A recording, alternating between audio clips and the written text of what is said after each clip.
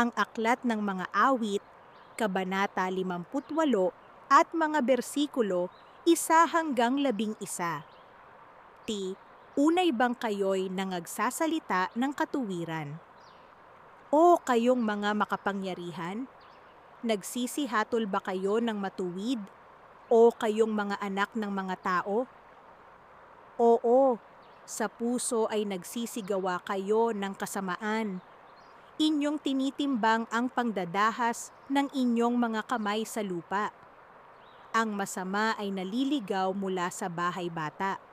Sila'y naliligaw pagkapanganak sa kanila, na nagsasalita ng mga kasinungalingan. Ang kanilang kamandag ay parang kamandag ng ahas.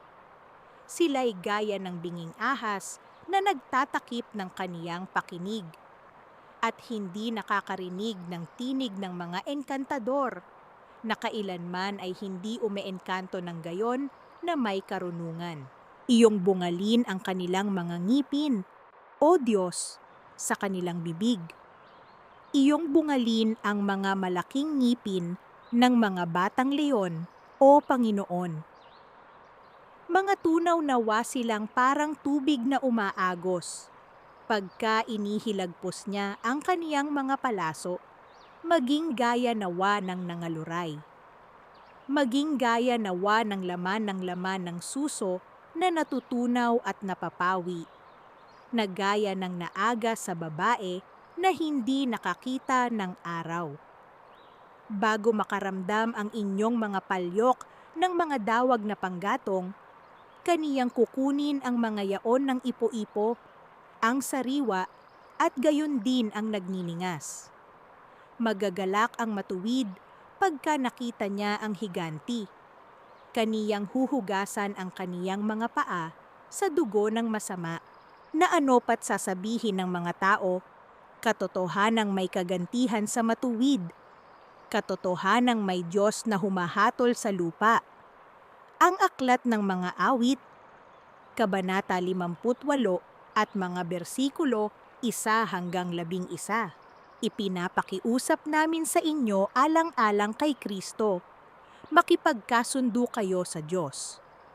Sapagkat gayon na lamang ang pag-ibig ng Diyos sa sanlibutan, kaya't ibinigay niya ang kanyang bugtong na anak, upang ang sinumang sumampalataya sa kanya ay hindi mapahamak, kundi magkaroon ng buhay na walang hanggan. Nasusulat, ang Mesiyas ay magdurusa at mabubuhay muli sa ikatlong araw, at sa kanyang pangalan ay ipangangaral ang pagsisisi sa lahat ng mga bansa para sa kapatawaran ng mga kasalanan. Ngayon, kung marinig ninyo ang kanyang tinig, huwag ninyong patigasin ang inyong mga puso. Ngayon na ang panahon ng kagandahang loob ng Diyos. Ngayon na ang araw ng kaligtasan.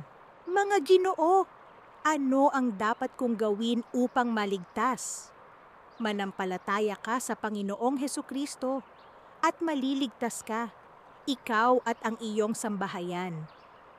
Kung ipahahayag mo ng iyong bibig, si Jesus ay Panginoon, at sasampalataya ka sa iyong puso na binuhay siyang muli ng Diyos mula sa mga patay, maliligtas ka.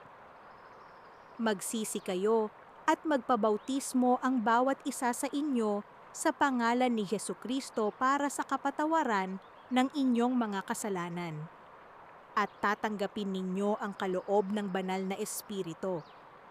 Walang ibang kaligtasan sa kanino man, sapagkat walang ibang pangalan sa silong ng langit na ibinigay sa mga tao na ating ikabuligtas. Sapagkat may isang Diyos at may isang tagapamagitan sa Diyos at sa mga tao, ang taong si Kristo Jesus. Naway sumainyong lahat ang biyaya ng Panginoong Hesukristo, ang pag-ibig ng Diyos at ang pakikisama ng Espiritu Santo. Sa Diyos, na ating tagapagligtas, ang tanging marunong, ang kaluwalhatian at kamahalan, kapangyarihan at kapangyarihan, ngayon at magpakailanman. Salamat at Amen. Mga aling-awngaw ng agapaw, patotoong lumalampas sa mga hangganan